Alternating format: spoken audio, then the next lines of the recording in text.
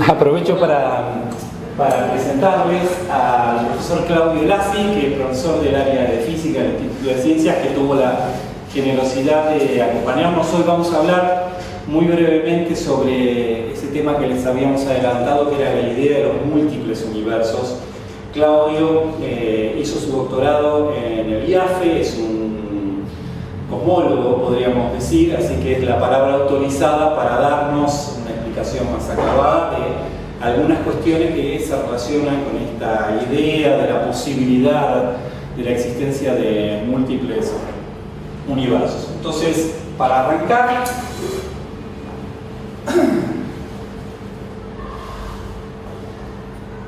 como habíamos visto en la última charla, un simple recordatorio, por supuesto, para aquellos que no estuvieron, tienen disponible el libro en formato gratuito, en PDF, así que no hace falta que lo compren. Y lo que vamos a hacer hoy es concentrarnos en la última parte de la evolución del universo. ¿Se acuerdan que en la última charla habíamos llegado hasta la aparición de lo que denominamos la primera célula viva? Que habíamos visto que los biólogos le habían puesto nombre, Luca. Esa célula tenía un conjunto de características comunes. ¿Y cómo sabíamos eso? Porque esas características comunes del funcionamiento de nuestros ciclos metabólicos son compartidos por todos los seres vivos. Con lo cual, lo que quiere decir, haciendo un análisis para atrás, que debió haber existido un ancestro unicelular común a todos nosotros. Entonces, un poco lo que vamos a ver muy brevemente hoy son algunas cuestiones que nos permitirían entender, apuntar a los procesos que ocurrieron entre la existencia de esa primera célula y el presente, con toda la complejidad que el presente implica en términos de aparición de seres biológicos tan complejos como nosotros mismos. Entonces, de alguna forma, lo que habíamos estado discutiendo la charla anterior fue este proceso. Cómo fuimos desde una sopa de moléculas orgánicas más o menos complejas hasta la aparición de esta primera célula. Lo que vamos a ver en la primera parte es cómo pasamos de esa primera célula a una célula un poco más compleja, una célula eucariota, una célula con núcleo.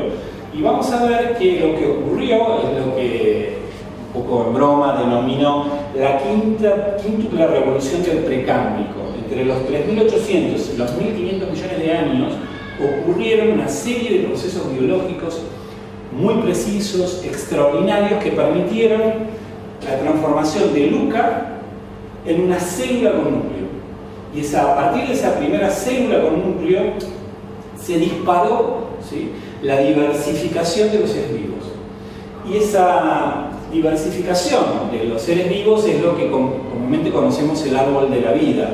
¿Sí? Las especies vegetales, los animales, dentro de los animales, todas las especies animales que existen.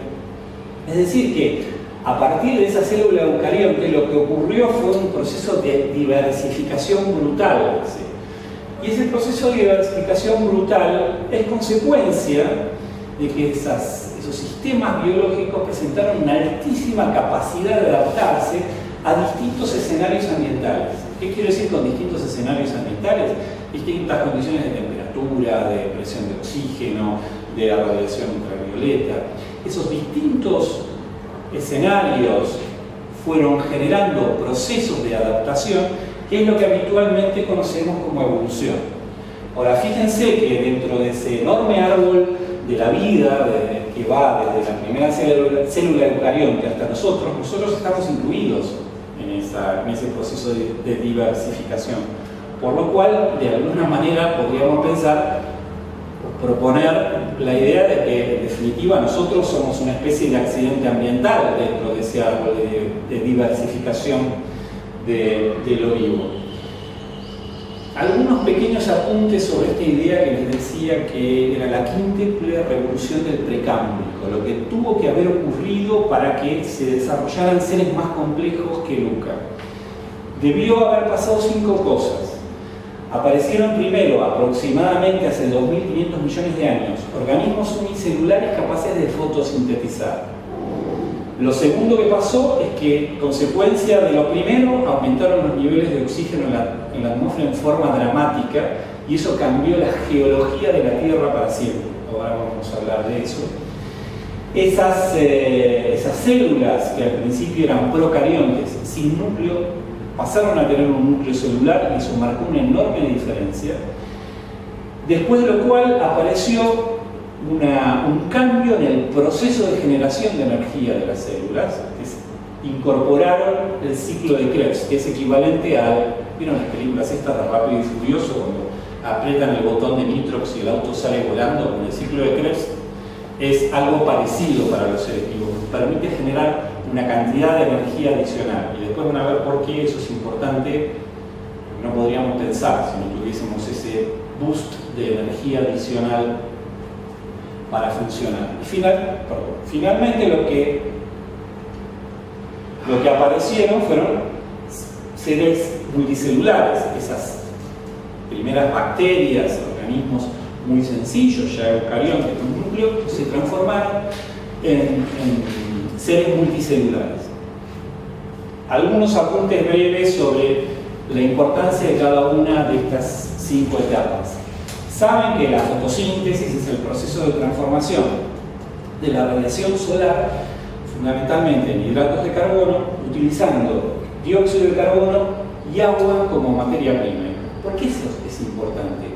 Porque esas primeras células fotosintetizadoras se las arreglaron para producir sus propios ladrillos. ¿Se acuerdan que decíamos en la charla anterior que los hidratos de carbono se podían polimerizar, y esos polímeros lo que permitían era generar estructuras? Entonces esas primeras algas fotosintetizadoras lo que pasaron a tener es una maquinaria química de forma tal que combinaron los ciclos que tiene la fotosíntesis, que van a ver con Diana en Química de la Vida, un ciclo que se llama fase fotoquímica, que tiene una maquinaria enzimática que le permite, a partir de agua y luz, generar ATP y NADPH. ATP, que era la nafta con la que funcionamos, adenosín trifosfato, ¿sí? Generaron iones oxígeno-fósforo, que son la forma de acumular energía. Y NADPH, que es electrones. ¿Para qué? Para hacer reacciones redox. Como los seres vivos no tenemos cables, y si queremos hacer una redox no podemos llevar un electrón por un cable de un punto a otro, ¿cómo lo hacemos? Con un camioncito que lleva electrones. Ese camioncito químico que lleva electrones es precisamente esta molécula NADPH. Lo que apareció es un ciclo adicional que se llama ciclo de Calvin, que lo que permitió es que a partir de ese ATP y NADPH con el dióxido de carbono de la atmósfera, esas primeras algas fotosintetizadoras generaran azúcares y oxígeno. Entonces, ¿qué pasó? En la atmósfera empezó a aumentar poco a poco el nivel de oxígeno, y eso produjo un cambio completo de la Tierra. ¿Por qué? Entre otras cosas porque, por ejemplo, en los océanos, en todas las fuentes de aguas naturales, había una enorme cantidad de hierro en la forma de hierro más 2, ¿sí? Disuelto en el agua. Saben que el hierro más 2 solo es estable en ausencia de oxígeno. En presencia de oxígeno, ese hierro más 2 se transformó en hierro más 3. Pero ¿qué pasa? ¿Se acuerdan de química inorgánica? Hierro más 3, ¿sí? Es inestable a pH encima de 3, empieza a precipitar como óxido férrico. Entonces, por ejemplo, todo el hierro que está disuelto en los mares empezó a precipitar. ¿Vieron cuando van a la Mesopotamia y encuentran la tierra roja? Esa tierra roja, que es sedimento marino, resultado de la precipitación de hierro 3 en la forma de óxido férrico. ¿Qué otro cambio produjo la aparición del oxígeno atmosférico, que se elevó hasta 21%? Se oxidaron todos los metales. Quedaron muy pocos metales sobre la corteza terrestre sin oxidar. ¿Qué metales quedaron sin oxidar? Oro, platino, algo de plata, algo de cobre. Todos los otros metales se oxidaron. Por supuesto, la aparición de ese oxígeno permitió que las células generaran un mecanismo adaptativo que permitió usar ese oxígeno adicional que ahora estaba disponible en la atmósfera para generar más energía. Y ahora vamos a ver, eso es el ciclo de Krebs. La otra cosa que ocurrió es que apareció el núcleo celular. ¿Se acuerdan del cole que había organismos que no tenían núcleo, que se llamaban procariontes, y células con núcleo que se llaman eucariontes? ¿Por qué es importante para una célula tener núcleo? Porque esa frontera interna que tiene la célula regula la transferencia de información entre el código genético que está en el núcleo, ¿sí?, y el resto de la célula, donde ocurre la traducción del código genético en síntesis. Tener una frontera me permite ordenar el flujo de información. Si yo quiero hacer seres más complejos, necesito una frontera que me ordene la transferencia de información desde el núcleo hacia el citoplasma. ¿Y cómo ocurrió eso? Lo que se supone que ocurrió es que aparecieron dos familias de organismos unicelulares que se llamaban género Archaea y Eubacterias. Las eubacterias tenían un metabolismo más importante preparado para generar energía, mientras que las Archaea lo que tenían era un metabolismo más preparado para manejar el código genético. Entonces ocurrió un proceso que se llama transferencia génica horizontal o endosimbiosis. ¿Qué quiere decir en términos más sencillos? Una eubacteria se comió una arcaea y no la digirió, estableció con ella una relación simbiótica. Entonces esa arcaea que fue ingerida por una eubacteria se transformó en un núcleo celular. Otra vez estamos dando pasos hacia la complejidad.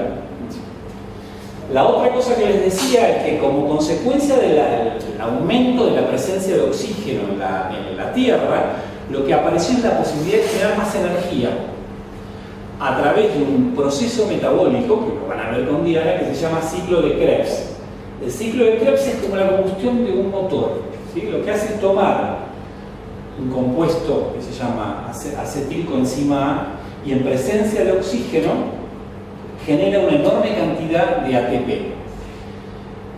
Y eso es importante. ¿Por qué? Porque si vamos a hacer estructuras más complejas, seres más complejos, esos seres más complejos para funcionar necesitan más energía. Saben que en estado de reposo, cuando dormimos, del total de la energía que consumimos, el 50% lo consume nuestra masa muscular y el otro 50% ¿quién lo consume? En nuestro cerebro. Sistemas nerviosos complejos tienen una alta demanda de energía, y esa alta demanda de energía, ¿cómo se genera? A través de la aparición de ese proceso metabólico, el ciclo de Krebs. Ese ciclo de Krebs en las células ocurre en un compartimento especial que se llama mitocondrias, ¿sí? Entonces estas mitocondrias, que fue como el nitrox, cuando aprietan el botón de nitrox y el auto sale volando, es un dispositivo adicional de generación de energía. Finalmente, ¿qué apareció? Esos organismos unicelulares se empezaron a juntar y empezaron a generar organismos multicelulares, ¿sí? ¿Qué es un organismo multicelular? Nosotros, un conjunto de células ensambladas con funciones diferentes. ¿Y cuál fue la razón por la cual aparecieron esos primeros seres multicelulares? Porque esos seres multicelulares tenían algunas ventajas frente a los seres unicelulares. ¿Cuáles eran esas ventajas? En primer lugar, la reducción de la posibilidad de predación. ¿Qué quiere decir esto? Es más difícil meterse con uno más grande que con uno más chiquito. Esa sería la idea básica. Entonces esos seres multicelulares tenían más posibilidades de sobrevivir. La otra razón es que se mejoran los procesos de generación de eficiencia, de energía, se mejora la eficiencia de recursos. Lo que para uno es un producto de excreción, para el otro es una fuente de energía. Se pueden establecer procesos donde lo que uno tira, el otro lo aprovecha para generar energía. Y la última razón es que la posibilidad de tener seres multicelulares permite la posibilidad de especialización. ¿Qué quiere decir eso? Que podemos tener células para mover, podemos tener células para pensar, podemos tener células para transportar. Entonces la posibilidad de complejización de ese ser vivo aparece como más clara. Asociada a esa idea donde los organismos pasaron de unicelulares a multicelulares, apareció un problema. Y el problema que apareció es cómo multiplicarse. Que en el caso de los organismos unicelulares es relativamente sencillo. Saben que las bacterias esencialmente se reproducen por duplicación, se copian y se parten. ¿Sí? Hay un capítulo de Big Bang Theory donde Sheldon, ¿sí? No sé si lo vieron, pero se duplica Sheldon como si fuera por duplicación. Eso es imposible para un organismo multicelular, ¿sí? Los organismos multicelulares tuvieron que buscar otras estrategias.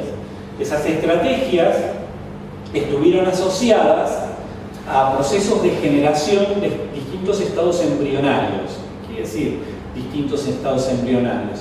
Esos seres multicelulares fueron pasando desde estadios muy sencillos, ¿sí?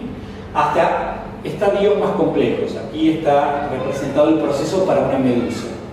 Y eso fue posible gracias a que aparecieron pedacitos de ADN con la capacidad de dirigir a otros pedazos de ADN.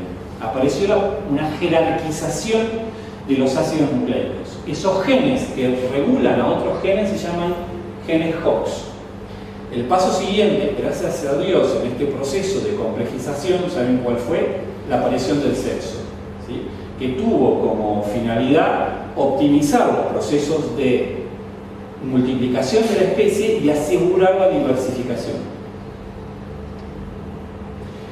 Hay evidencia de cómo fue ese proceso de pasaje de organismos unicelulares a multicelulares. En las costas australianas hay una especie de monolitos calcáreos que se llaman estromatolitos, que es una especie de pasta, si quieren, imagínense, de organismos unicelulares con estructuras calcáreas, ¿sí? Los organismos unicelulares se iban pegando, iba precipitando carbonato de calcio y se iban juntando una célula al lado de otra, ¿sí? ¿Qué pasó? Tanto se juntaron las células que empezaron a interaccionar unas con otras y establecieron procesos de cooperación. Y esos procesos de cooperación dieron origen a esos primeros organismos multicelulares. Algo que yo dije muy rápidamente fue el hecho de que evolucionar es adaptarse a distintos escenarios ambientales, ¿no? Pero ¿qué queremos decir con evolucionar?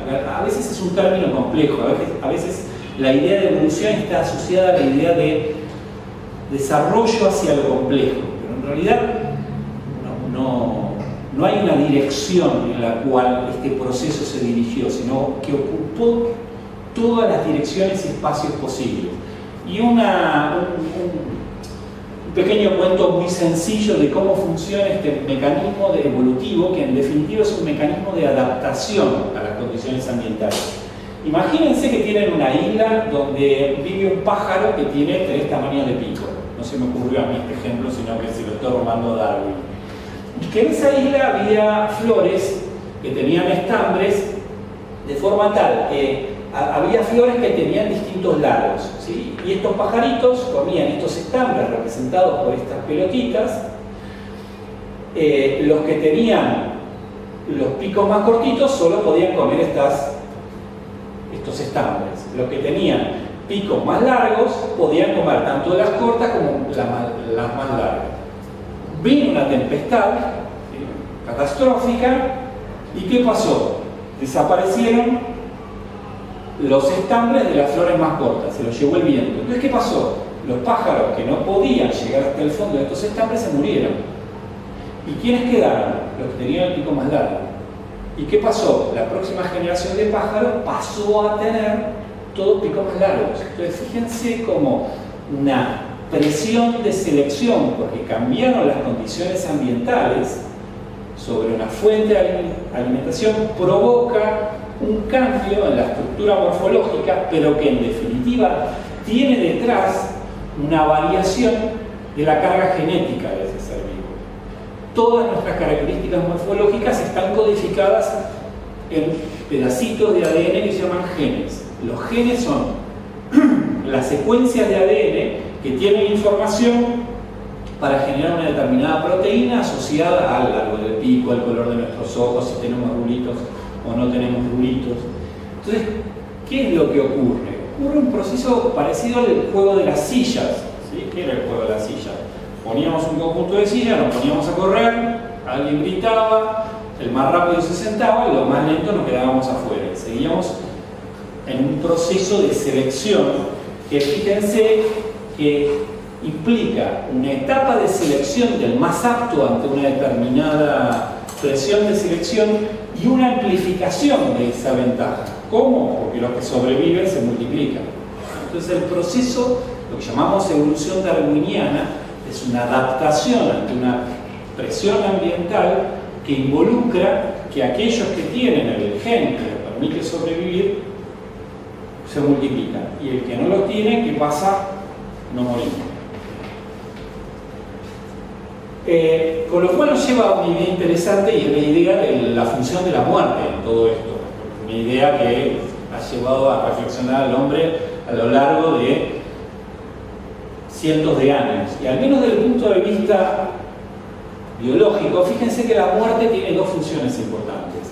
La primera es permitir que el ciclo evolutivo funcione. No habría evolución posible si la especie que no lleva el gen que le permite adaptarse mejor muere.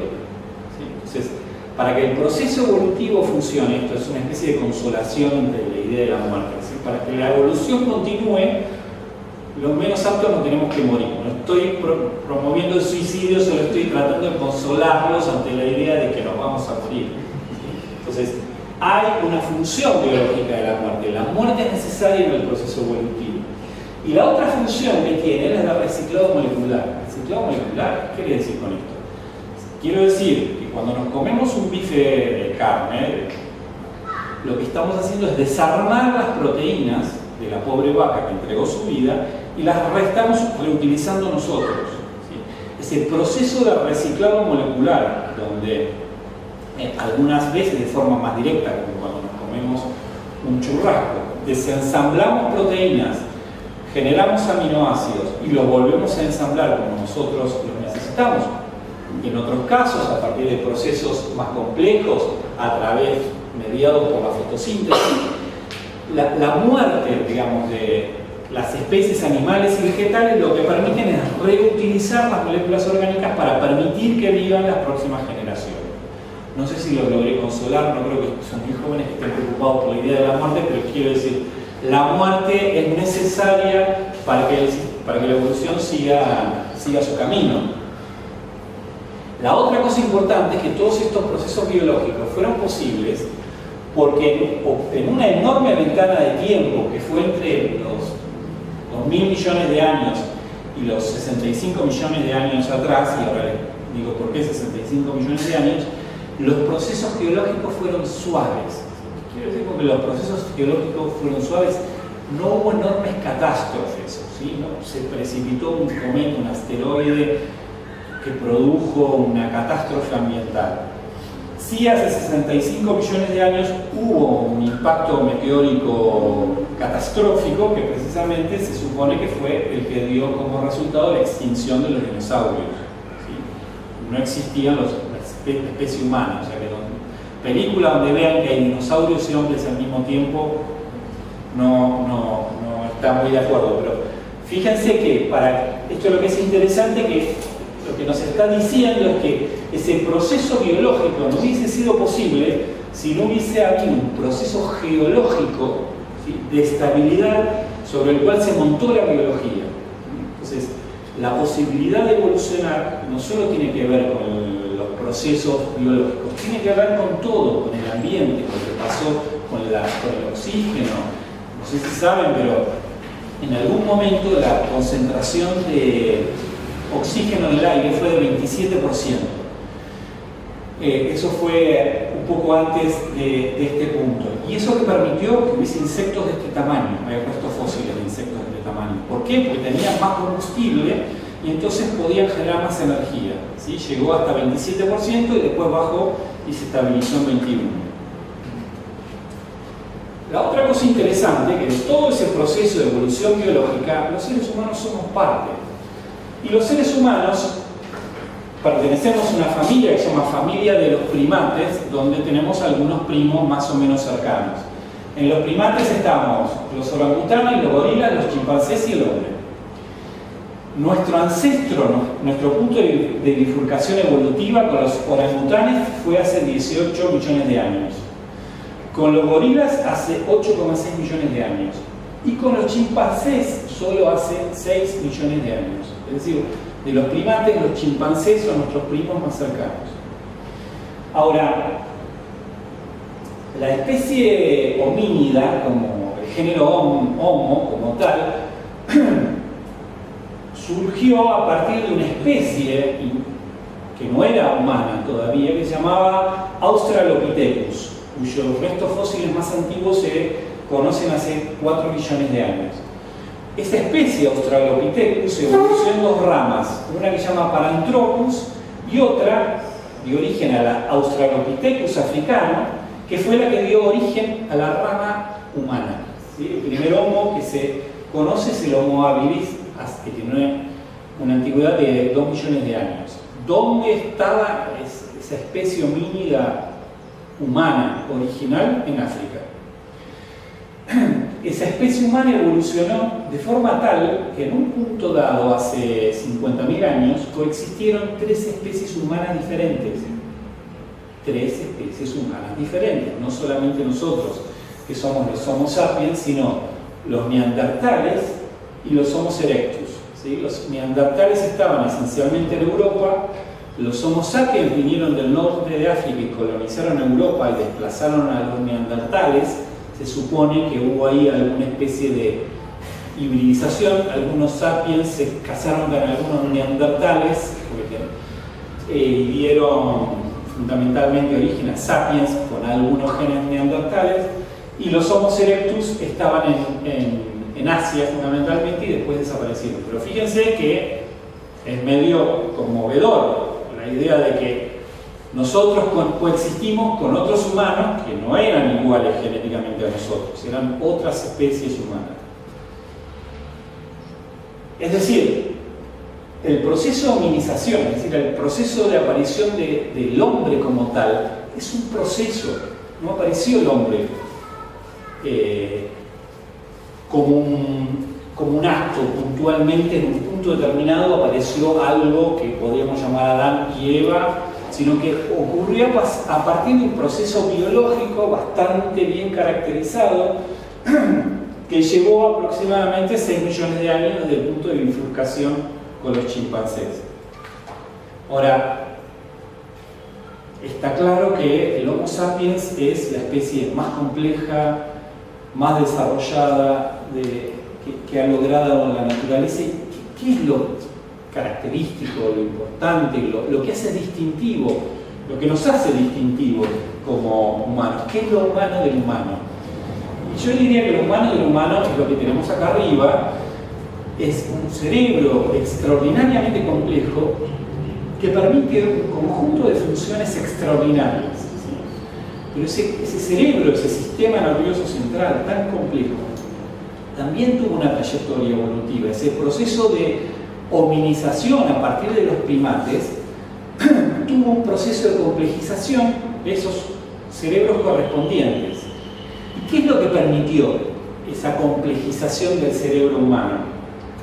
Algo increíble, que es la aparición de la cultura. ¿Qué es la aparición de la cultura? En términos, sociólogos me matarían, pero la cultura es el registro de una actividad humana y su pasaje de ese registro a una generación subsiguiente, definida muy brutalmente. Pero en términos más biológicos, la cultura también se puede definir como un mecanismo de evolución extragenómico. ¿Qué quiere decir? ¿Cómo que la cultura es un mecanismo de evolución extragenómico? ¿Qué me querés decir? Lo que quiero decir es que para un pobre animal, que quiere tener alas, no le queda otra, pues su ambiente vivía en la copa de los árboles, se inundó completamente, no tenía alas y ahora tiene que desarrollar alas. Tiene que pasar por un terrible proceso adaptativo que le lleva cientos o millones de años. Es decir, si por alguna razón toda la especie humana, si de ahora en más solo va a vivir en el piso 13, sería bárbaro tener alas, pero si esas alas las tenemos que desarrollar usando los mecanismos biológicos evolutivos, nos llevaría millones de años. Pero para volar nosotros no necesitamos alas. ¿Por qué? Porque inventamos aviones. Y esos aviones, ¿cómo se inventaron? Con el proceso de transferencia y acumulación de información de una generación a otra. ¿Sí? Lo que hoy conocemos como ciencia no es otra cosa que un proceso de construcción científica, de información, de conocimiento que le transferimos a las próximas generaciones, que lo que nos permite es adaptarnos al medio ambiente de una forma que no puede hacer ninguna otra especie. No solo nosotros podemos volar, ir a la luna, ir al fondo del mar. ¿Y eso cómo se logra? Habiéndonos independizado de la biología. La cultura, la cultura entendida en este sentido amplio, en el sentido de generación y transmisión de conocimiento, nos permite una enorme capacidad de adaptación como especie. La pregunta que uno podría hacerse es, bueno, ¿y hay alguien más como nosotros? O sea, ¿hay más seres vivos en el universo que puedan tener esta capacidad de desarrollar inteligencia? Esa misma pregunta se la hizo un astrónomo que se llamaba Francis Drake, que era el padre del proceso del proyecto SETI. No sé si saben, el proyecto SETI fue un proyecto que en la década del 90 se impulsó en Estados Unidos para buscar vida extraterrestre. ¿Cómo se buscaba la vida? Con radiotelescopios. Se juntaban los radiotelescopios, ¿sí?, hacia determinado lugar del universo y prendíamos la radio y veíamos y escuchábamos algo. ¿Cómo? Y porque las ondas de radio, de la televisión, de todo nuestro sistema de comunicación, no solo queda en la Tierra, viaja hacia el resto del universo. Entonces, si hay alguien que tenga un radiotelescopio lo suficientemente grande, a lo mejor puede enganchar el planeta de Granja, a millones de años de distancia, ¿sí? Entonces, con eso diría, ¿hay una especie inteligente o no? Eso dependerá de lo que les parezca el programa. Pero, este buen astrónomo que estaba buscando financiación, logró convencer a la gente de Google para que lo financiara, había desarrollado una ecuación, que es una ecuación probabilística, que era la multiplicación de distintas probabilidades. La probabilidad de la cantidad de estrellas que se forman cada año en una galaxia, en particular la galaxia, multiplicada por la probabilidad de que esas estrellas tuvieran planeta, multiplicada por el número de planetas que estuvieran en zonas donde se pudiera desarrollar la vida, que no fueran ni muy calientes ni muy fríos, por la fracción de esos planetas que pudieran tener las condiciones iniciales como para desarrollar la vida, agua, materia orgánica, compuestos inorgánicos, por la fracción de esos planetas donde evolucionara vida inteligente, por la fracción de la vida inteligente con capacidad tecnológica para desarrollar comunicación, por el periodo en que esa civilización pudo haber vivido. Él asignó una probabilidad a cada uno de esos factores y los multiplicó. Para algunos de esos factores fue extraordinariamente optimista. Fíjense, por ejemplo, para la probabilidad de los planetas donde la fracción de esos planetas que podría desarrollar vida inteligente, que es F sub L, él asignó una probabilidad de base 1 de 0.01. Eso es altísimo. Digo, que un planeta tenga algunas moléculas orgánicas o inorgánicas no quiere decir que necesariamente la vida se va a desarrollar en ese planeta. Era la metáfora que les daba con la torta, ¿sí? Para que haga una torta no solamente necesito la exquisita, los huevos y la leche. Tengo que mezclarlos en un orden determinado y hacer una serie de procesos determinados para que aparezca la torta. Claramente él sobreestimó todos estos factores porque todas estas cosas estaba tratando de buscar plata. Si hay otros autores, acá hay una estimación de otro autor, se llama Shermer, que es un poquito más moderada y la probabilidad final de encontrar vida inteligente ya le empieza a dar bastante más baja. De todas maneras, estos factores están calculados por astrónomos o por cosmólogos, donde la probabilidad de aparición de la vida ni siquiera está considerada en su total complejidad. Con lo cual les diría, si uno se pone a pensar en todo el conjunto de eventos que fue necesario para que apareciera la vida en la Tierra, un planeta rocoso, con agua en los 3 estados, con un satélite que estabilizara la precesión, con un planeta gigante en el mismo sistema solar que funcionó como aspiradora gravitacional y evitó que continuamente cayeran meteoritos, la aparición de determinadas moléculas orgánicas, para que aparecieran los primeros polímeros, para que apareciera primero la ARN, para que aparecieran las funciones. La probabilidad de todo eso ocurra debe ser bajísima. Nadie lo estimó, pero debe ser bajísima. Con lo cual yo les diría que lo más probable es que no haya vida. Es una opinión personal, no es algo que pueda afirmar. Es que es muy poco probable que haya vida. Como imaginamos la cantidad de culturas que aparece en no sé, viajes a las estrellas, que vamos de un punto a otro y aparece una especie de vida. La posibilidad que esos procesos de organización de lo complejo se repitan son bajísimos, si lo pensamos para un universo.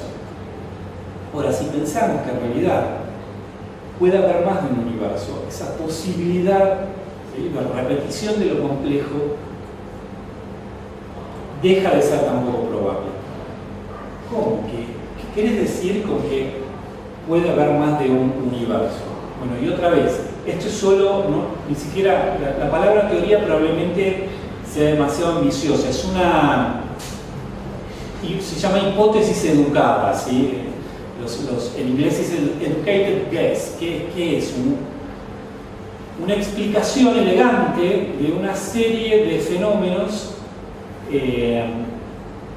cosmológicos que se podrían explicar utilizando esta idea que puede existir más de un universo.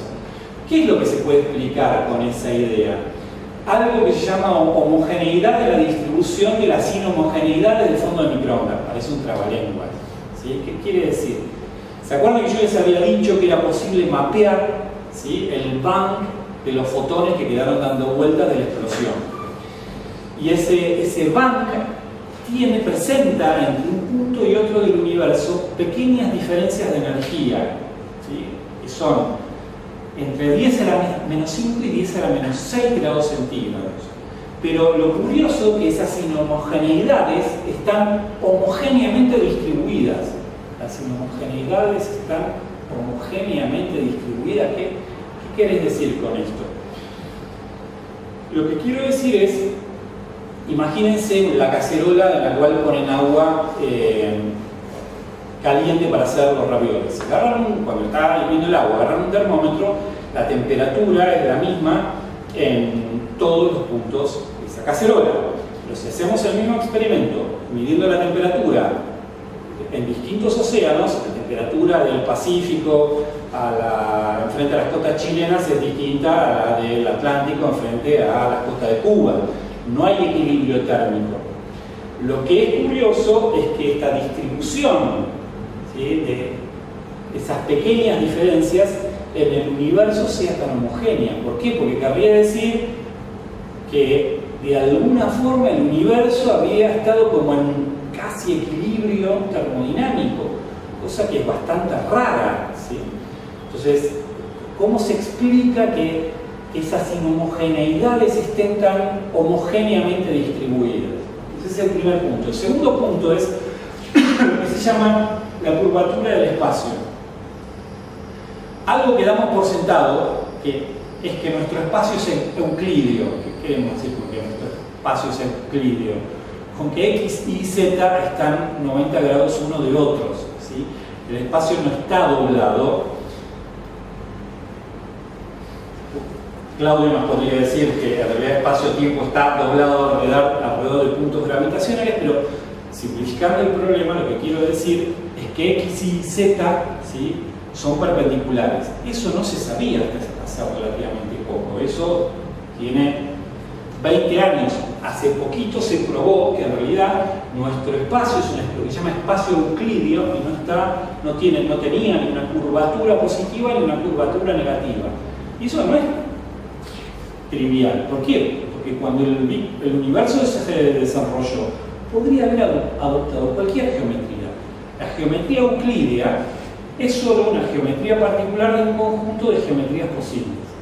Entonces, ¿cómo se explica este fenómeno de la distribución homogénea de las inhomogeneidades del fondo de microondas y el hecho de que nuestro espacio sea euclídeo? Se puede explicar introduciendo una corrección a la teoría, al modelo estándar del Big Bang, que es una corrección inflacionaria. ¿Se devaluó la moneda del Big Bang? No, una corrección inflacionaria quiere decir que en un instante muy breve del primer proceso de generación del universo, entre 10 a la menos 30 y 10 a la menos 35 segundos, el espacio se desenrolló, ¿sí? Viajó a velocidades muchísimo más grandes que la velocidad de la luz.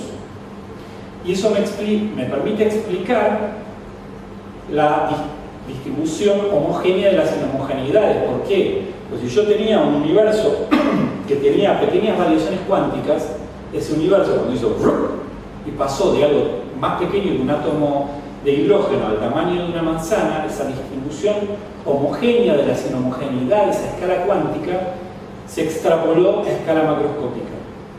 Y eso también me permite explicar la geometría euclídea. Imagínense pararse sobre una pelota número 5, ¿sí? Que esa pelota se expande infinitamente. Si se expande infinitamente, ¿qué geometría veríamos? Geometría euclídea, no veríamos más la curvatura de la pelota.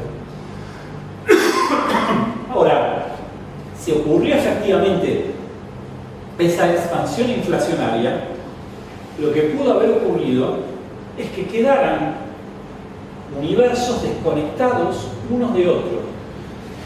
Universos desconectados unos de otros. ¿Qué quieres decir eso con eso? Universos que tuvieran radios equivalentes a 13.700 millones de años multiplicado por la velocidad de la luz. Es decir, podría ser el radio del universo en el cual vivimos nosotros. Pero puede ser que exista también un universo, supónganse que nosotros vivimos en el universo 4. Un universo 3 está a una distancia del universo 4 mucho mayor que 13.700 millones de años multiplicado por la velocidad de la luz. De forma tal que la luz de este universo nunca va a llegar a este universo. ¿Por qué? Porque en ese proceso inflacionario inicial se separaron enormemente. Entonces, si la radiación electromagnética no puede ir de acá hasta acá, en principio quedan desconectados, no tenemos forma de enterarnos, al menos hasta ahora, de la existencia de esos universos. Entonces, fíjense que es una hipótesis, la hipótesis inflacionaria, que me permite entender dos cosas, o que tendría dos evidencias indirectas.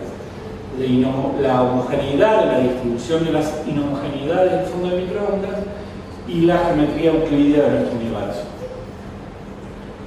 Y la pregunta que aparece, si hay más de un universo, entonces, ¿cómo entender? Aparecen preguntas más filosóficas.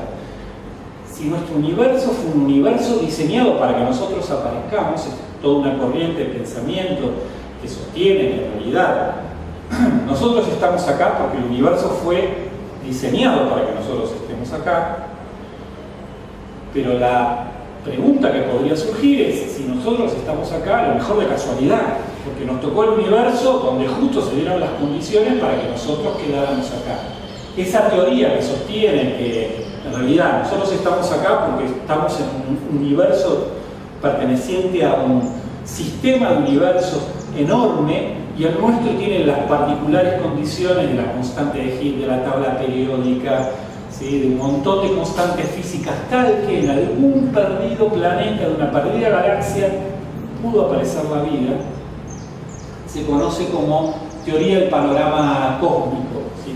Que es precisamente la que sostiene la idea de que la vida es un proceso probabilístico con una probabilidad distinta de cero, y que en esta idea donde hay una enorme cantidad de universos posibles, la vida entonces es posible.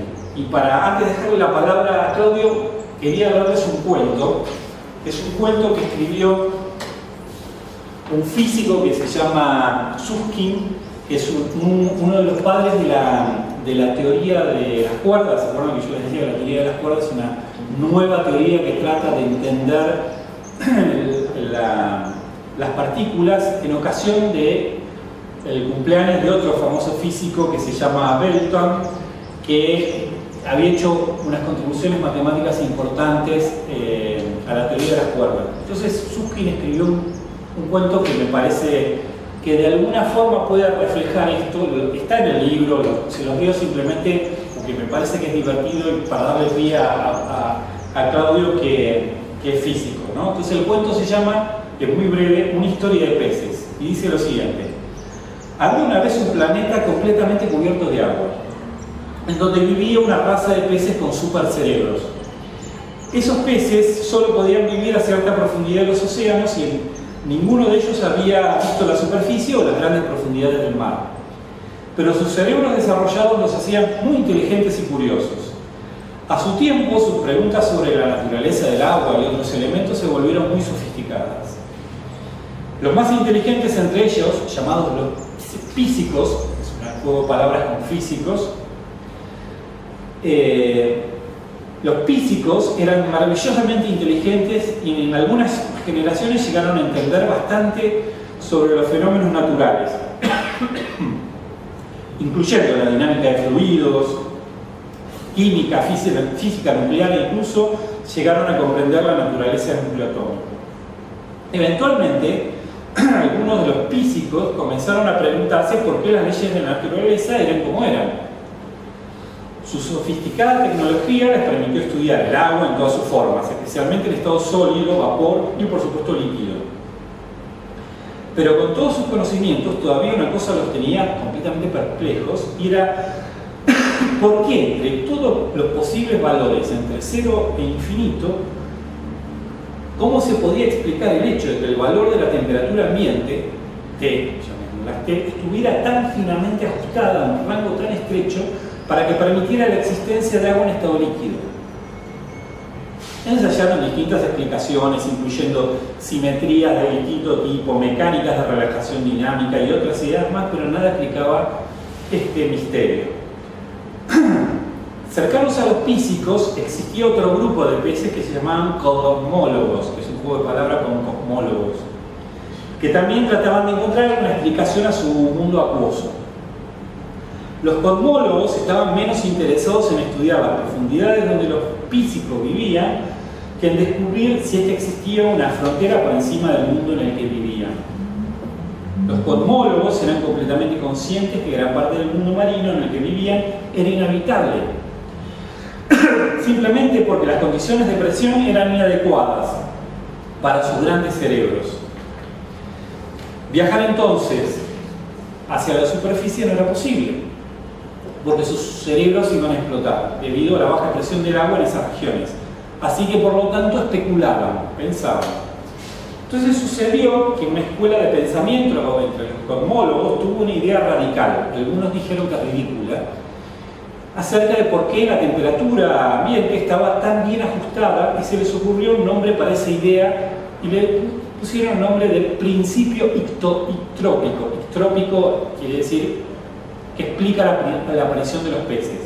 Esto es un juego de palabras con el principio antrópico, la idea de algunos científicos y filósofos que proponen que nuestro universo fue diseñado necesariamente para la aparición del hombre. El PIO, principio trópico, sostenía que la temperatura existía en un rango tan estrecho que permitía que el agua existiera en estado líquido, porque solamente de esta manera podrían existir peces para observarla. Las pelotas, dijeron los físicos, eso no es ciencia, es religión. Simplemente se están rindiendo y además, si acordamos con ustedes, todo el mundo se va a reír de nosotros y nos van a sacar los fondos para nuestro proyecto de investigación. Ahora, en realidad, todos los cosmólogos no querían decir lo mismo cuando hablaban del principio ictrópico. A decir verdad, era bastante difícil encontrar dos cosmólogos que dijeran lo mismo al respecto. Había un grupo que sostenía que el pez cabeza de ángel había creado el mundo con el solo propósito de que los peces pudieran vivir en él. Otra escuela de pensamiento sostenía que la función de onda cuántica de todo lo que existía era una superposición de todos los valores posibles de T, y solo habiendo sido observada por algún pez ancestral colapsó en sus valores actuales. Una parte de los cosmólogos, liderados por Andrei, el del gran cerebro, y Alejandro, el que nada profundo, tuvieron una idea extraordinaria. Ellos propusieron que en realidad existía un increíblemente extenso espacio más allá del límite superior del océano que habitaba, que en ese gran espacio podían existir muchos mundos, algunos parecidos a los de ellos mismos, otros radicalmente diferentes. Algunos mundos serían inimaginablemente calientes, tan calientes que los núcleos de hidrógeno podrían fusionarse en helio y seguir calentándose. Otros mundos podrían ser tan fríos que contendrían amoníaco congelado. Solo en una pequeña fracción de todos esos mundos tendrían una temperatura adecuada para la aparición de los peces. Entonces no habría ningún misterio sobre por qué la temperatura estaba tan bien elegida en el mundo de los peces. Como todo pescador sabe, la mayor parte de los lugares no tienen peces. Pero por aquí o por allá había algunas condiciones adecuadas para que aparecieran esos peces. Pero los físicos suspiraron y dijeron: acá están los cosmólogos otra vez tratando de vendernos pescado podrido, simplemente ignorémoslo. Me parece un cuento, pero que pone en tensión y sin hacer ninguna valoración acerca de las distintas posiciones que existen acerca de por qué estamos hoy acá. Estamos hoy acá porque hay un diseñador que diseñó el universo para que estemos. Estamos hoy acá simplemente porque fue la carambola de un escenario de múltiples universos con múltiples posibilidades. Dejo la pregunta abierta y le doy la palabra a Claudio para que nos haga un breve comentario antes de cerrar. Con permiso, bueno, gracias Javier, agradezco por la invitación, la generosa invitación. Y bueno, todo esto que me has puesto en papel y en palabra ahora de tus ideas, que son reflexiones de muchos años, son reflexiones ancestrales, y perdón, antes que eso todavía. Yo me pregunto, ¿qué hago acá si podría estar en algún otro universo donde en realidad viviera en Mónaco, tuviera un Porsche y un velero en el puerto? Bueno, me tocó acá. Decía, estas son ideas que se vienen barajando desde hace muchos siglos. En realidad, nuestra corriente de pensamiento, lo que hoy entendemos por ciencia, surgió hace 25 siglos en la época de los griegos. Ya la gente pensaba de dónde veníamos, de qué estábamos hechos, cómo era el universo como un todo. Y eso fue algo muy especulativo durante casi 25 siglos. Con modelos que a veces funcionaban mejor, a veces funcionaban peor. Galileo intentó probar en su momento si la Tierra era plana, si la geometría real era plana o no. Si la geometría de nuestro planeta era un universo euclidio, no lo pudo probar. Newton pensaba que el universo era infinito y después descubrimos que no. Einstein hace 100 años, un poquito más de 100 años, pensó que el universo era estático y cuando construyó o propuso su teoría de campo gravitatorio y la relatividad general, puso de prepo un término que se llama término de constante cosmológica para forzar que la solución de sus ecuaciones aplicadas al universo era un universo estático. 10-12 años después, Hubble descubrió que en realidad el universo se expande. O sea, no tuvo el coraje suficiente, o le pareció que no tenía sentido, dentro de su esquema mental en aquel momento de Einstein, para suponer que el universo se expandía. Él lo podía haber predicho y no pudo. Hasta la década del 60, la física era la física nuclear. Hace poco dominábamos el átomo, teníamos la bomba atómica, estábamos fabricando aceleradores de partículas, estábamos empezando a construir reactores nucleares que nos daban energía, y la cosmología era una rama casi esotérica. No había muchos físicos que se dedicaran a hacer cosmología y eran mirados medio como estos tipos raros, porque hasta ahí era todo especulativo. ¿Sí? Es en 1965, a partir de, casualmente, la observación del fondo de radiación cósmica en microondas, mostró una foto hace unos minutos Javier, que fue de casualidad que empezamos a tener alguna evidencia observacional, no experimental, no podemos experimentar con los universos, pero sí observacional de cómo es el universo que nos rodea. Y ahí eso cambió totalmente el panorama. En 20 años la física nuclear dejó de ser una rama de investigación activa porque pasamos a mirar cosas más chiquititas, lo que hay adentro de los protones y los neutrones, los quarks que mencionó Javier en la primera charla, ¿sí? Y el desarrollo de la tecnología, ¿sí? Todo esto de la ciencia que ensalza, que también ha puesto manifiesto Javier, nos permitió poner artefactos en órbita que llevan telescopios. Entonces, desde hace la década del 80 más o menos, tenemos telescopios en órbita que nos permiten observar el universo muy lejos y por lo tanto como era hace muchos siglos, más de siglos, miles de millones de años. Entonces, ahora tenemos evidencia observacional de aquello que nuestros modelos predicen. Entonces, podemos de alguna manera ver si los modelitos que realizamos si son consistentes con lo que vemos en el cielo. Hay un libro de cosmólogos que habla de los 3 primeros minutos, perdón, no te estoy haciendo la competencia, pero un libro muy lindo, tiene mucha física, paso de propaganda para la física, ustedes estudian química, pero la física también tiene cosas lindas, donde se detallaba en los 3 primeros minutos del universo cómo se había ocurrido el Big Bang y cómo se cocinó toda la materia que forma el universo ahora. Y no está en ese libro, pero ya en esa época se predecía que el universo, si salimos afuera, no es homogéneo. ¿Sí? Cuando me digo homogéneo es, salgo al cielo, o sea, algo de noche, miro al cielo y debería haber más o menos todo lo mismo. Entonces me van a decir, eso no es cierto, porque yo por un lado tengo la luna, por otro lado tengo las 3 Marías, los del sur. Pero eso es con nuestra mirada chiquitita. ¿Sí? Si nosotros fuéramos seres más grandes, veríamos no con tanta resolución, nos veríamos que a escala cosmológica, muchos parsecs, miles de parsecs, el universo es casi homogéneo, de isótopos. ¿Sí? En aquellos primeros momentos, si hubiesen sido así las teorías que había para la década del 70, cosmológicas, hubiésemos visto que el universo estaba formado por parches diferentes de diferentes temperaturas. Fue Wood en el año 81 que propone el universo inflacionario, que tiene que ver con cosas económicas, porque ese año hubo una crisis de la deuda latinoamericana y se disparó la inflación. El resto de los países latinoamericanos parece que más o menos solucionamos, nosotros se ve que nos gusta seguir en eso. Y propuso su modelo inflacionario, que el universo se expandió de golpe muy brutalmente. Y el nombre fue justamente por eso, porque era marketinero.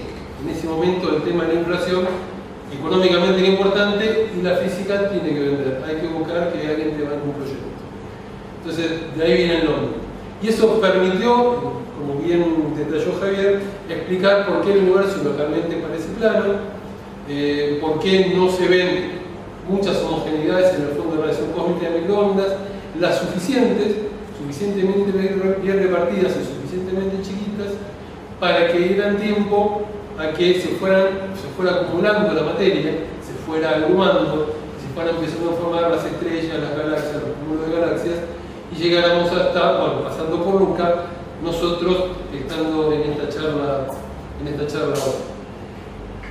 Y no nos quedamos conformes con eso, seguimos trabajando y hace 20 años, como comenté en la primera charla, descubrimos que el universo no es ni cerrado como una bolita, ¿no? En algún momento no va a colapsar, sino que la expansión se está acelerando.